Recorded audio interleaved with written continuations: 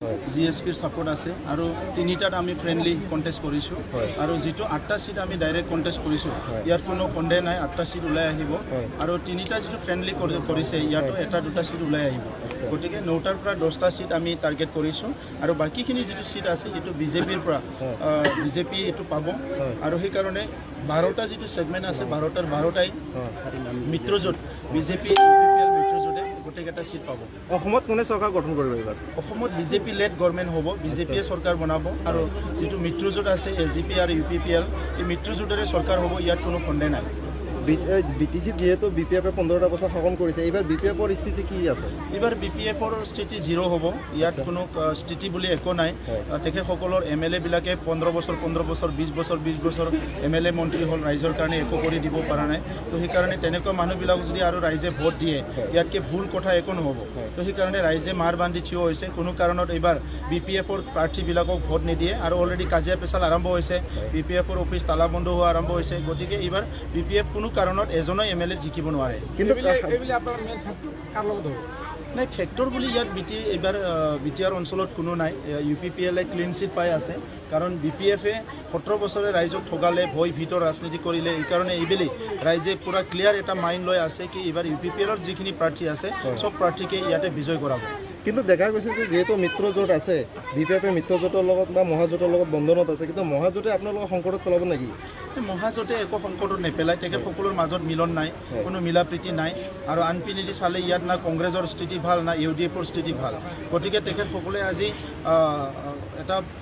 এনেকৈ এটা সময়ত লগ লাগিছে য'ত কোনো এটা দলৰে স্থিতি ভাল নহয় গতিকে ইয়াত আৰু কিবা এটা ভাল অংক হ'ব মই এইটো নাভাবোঁ আৰু ইয়াত এইকাৰণে মিত্ৰজোঁটে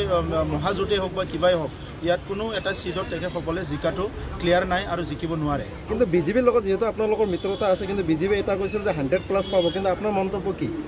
নাই চাওক বিজেপিয়ে ডাঙৰ দল হিচাপে তেখেতসকলৰ এনালাইচিছ কেলকুলেশ্যনটো ডাঙৰ হ'ব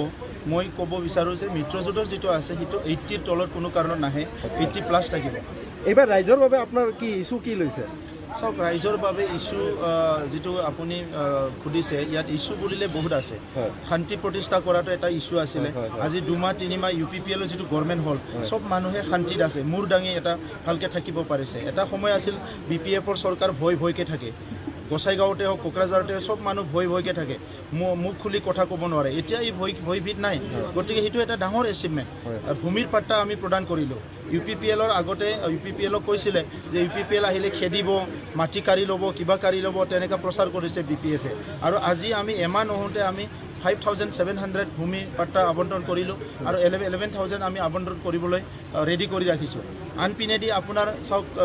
এডুকেশ্যনত যিখিনি চাকৰি দিয়া হৈছে এটা টকাও তাত মানে ঘুচ লোৱা হোৱা নাই 17 বছৰে ৰাইজে লাখ টকা দি পেলাই কণ্ট্ৰেকচুৱেল চাকৰি ল'ব লগা হৈছে এইবাৰ ৰেগুলাৰ গভৰ্ণমেণ্ট চাকৰি 1 টকাও দিব লগা হোৱা নাই চ' তেনেকুৱা বহুত আমি কাম আৰম্ভ কৰিছোঁ আৰু সেই কামবিলাক ৰাইজৰ স্বাৰ্থত কৰিছোঁ কাৰণ আমি ৰাইজক সেৱা কৰিবলৈ আহিছোঁ বিপিএফ আৰু হাগ্ৰামা মহিলাৰে ৰাইজক দমন কৰিবলৈ আহে আৰু ইউপিপিএল আৰু বিজেপিয়ে ৰাইজক সেৱা কৰিবলৈ আহিছে গতিকে যিহেতু ৰাইজক সেৱা কৰিবলৈ আহিছে ৰাইজে সেৱা কৰা দলৰ লগত সদায় থাকিব সেইটো আমাৰ বিশ্বাস আছে কিন্তু এটা কথা উত্থাপন হৈছে যে হাগ্ৰামা অভিযোগ কৰিছে যে চেণ্ডিকেটৰ লগত ইতিমধ্যে আপুনি জড়িত হৈ পৰিছে এইটো কথা আপুনি কিমান দূৰ এইটো হাগ্ৰামা মহিলাৰে আমাক বদনাম দিছে তাৰ মানুহবিলাকে এতিয়াও চেণ্ডিকেট কৰিছে পইচা তুলি আছে সেইটো চবেই জানে আৰু যোৱা 17 বছৰে তেনেকুৱাই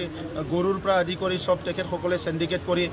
কোটি টকা খালে আৰু ইয়াৰ কাৰণতে আজি কিমান ডাঙৰ সম্পত্তি বনাইছে চিফ এজনৰ দৰমহা কিমান এতিয়াতো আমাৰ যিটো দেখিলোঁ আমি 50,000 নহয় দৰমহা তো এতিয়া তেখেতে ইমান যে সম্পত্তি বনালে ক'ৰ পৰা বনালে ইয়াৰ পৰা সি চেণ্ডিকেট বনালে আজি তেখেতৰ এই অঙহী বঙহী বিএলটিবিলাক দাদাগিৰি কৰি আছিলে কিহৰ পৰা চেণ্ডিকেটৰ পৰাই দাদাগিৰি কৰি আছিলে আজি সেই চেণ্ডিকেটটো তেখেতসকলে আমি গৰু যোৱাটো বন্ধ কৰাৰ কাৰণে বিভিন্ন মানে কিবাটো বন্ধ কৰাৰ কাৰণে এইটো উল্টাকৈ আমাৰ ওপৰত বদনাম দিছে তাত আমাৰ কোনো জড়িত নাই